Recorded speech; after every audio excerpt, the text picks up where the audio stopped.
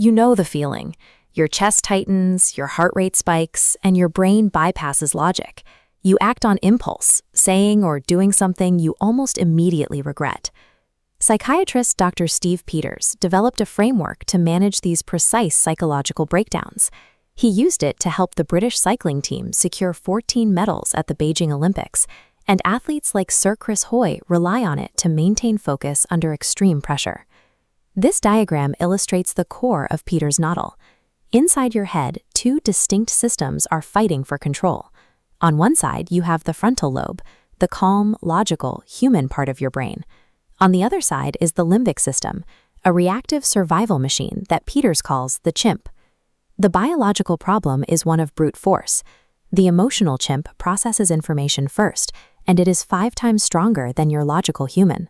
Because of this strength imbalance, trying to suppress an emotional reaction with pure willpower is like arm wrestling a primate. You have to stop fighting it and start managing it. To do that, I want you to grab a pen and a piece of paper right now. If you prefer typing, open a blank digital document. Think back to the last time you lost your temper, felt paralyzed by anxiety, or gave in to a bad habit. Hold that scenario in your mind. This image on your screen is an action plan template.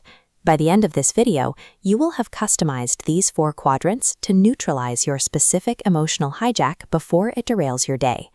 Translating an abstract fear into concrete words requires deliberate, rational effort from your frontal lobe. This focused thinking pulls the blood supply away from the reactive chimp and back toward your human mind, beginning the management process before you've even finished the first step. Step 1.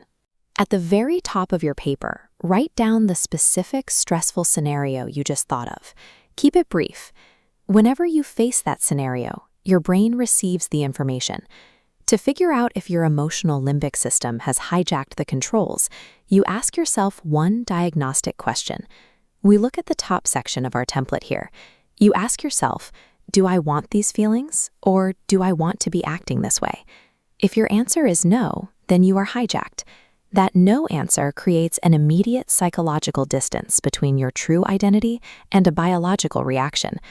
Those unwanted feelings belong to your hardware reacting to a perceived threat, not to you. Step 2 is managing that threat response. We move to the quadrant called exercise. Your inner chimp operates on emotional energy. If threatened, it will not listen to reason. It must exhaust that energy before it can hear you. In this second box, write down every irrational, catastrophic, and petty thought you have about the situation. Keep writing until the urge to complain subsides. Do not do this in public, and do not vent at the person who upset you. You need a safe environment, a private notebook, or a conversation with a trusted friend who knows they just need to listen without trying to fix anything. Giving that emotion a dedicated space to burn out naturally neutralizes its grip on your nervous system. Your emotional machine tires out, leaving the door open for logic. Step 3 is the box.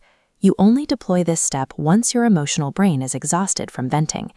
The limbic system makes guesses based on feelings and paranoid scenarios.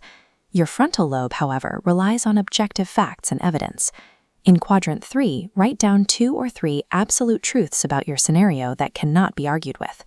If you are stuck in traffic, a weak thought is, I hope it clears up soon. Your emotional brain will reject that.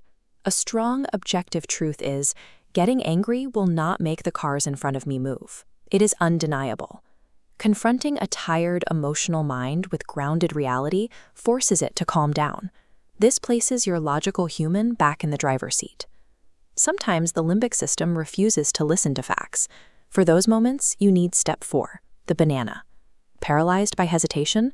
Override the emotion with a distraction banana. In this final section, write down the 5-4-3-2-1 rule.